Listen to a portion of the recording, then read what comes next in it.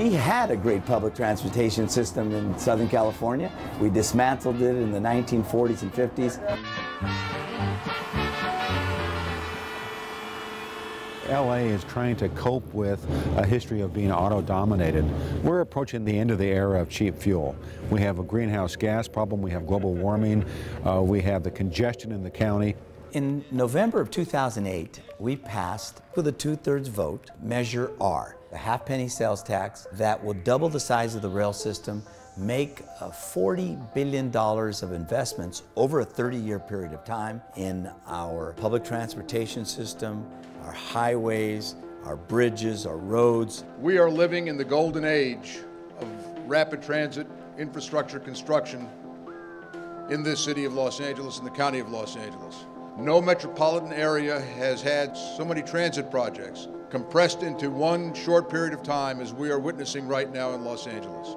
So pinch yourselves. We are the lucky ones who get to partake of this tremendous new amenity, this improvement to our quality of life. There's no city in the country, none, that is building as much, expanding as much public transit as we are. And we're very excited about that. We are experiencing the highest ridership since World War II on our rail lines. So great things are happening. I'm meeting up with my husband after work, and he works near the Wilshire and Vermont station, so it was a convenient way for us to go and not have two cars out this evening. This Gold Line extension really has added a whole bunch of excitement to this neighborhood.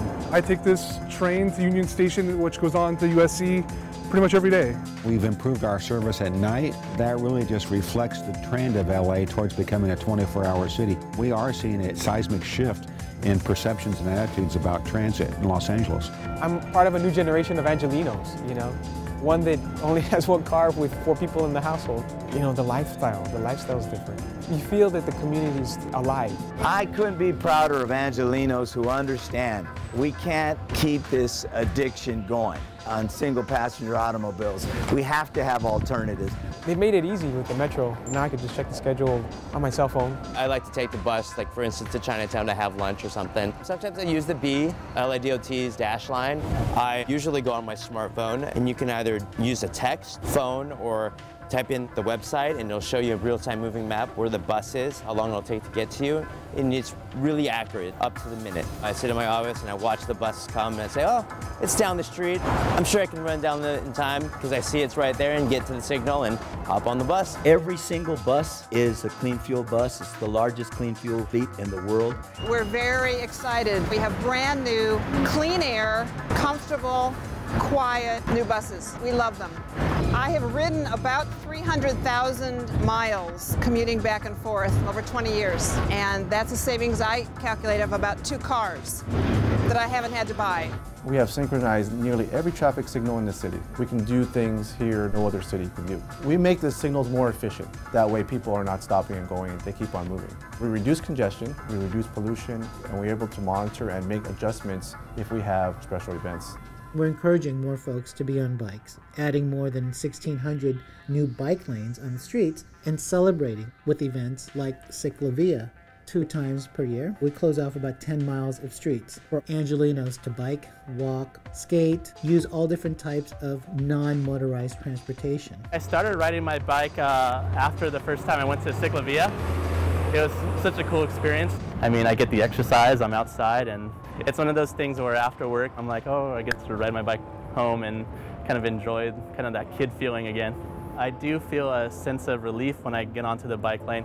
It does make a difference. You see a lot more bicyclists on the street and it makes you feel like you're a part of something. I live here in North Hollywood, and I go pretty much all over Southern California on mass transit, and I think it's great. With a little knowledge and a little know-how and the computer, you could plan a trip practically from North Hollywood, San Diego, even San Francisco. That's what building out this system is all about. It's recreating the city. It's reestablishing LA as a great public transit city. It's remaking the city along transportation lines and stations, having places where people can work and shop and live all around those stations. Last week, Congress passed the transportation bill, and tomorrow, the president will sign it.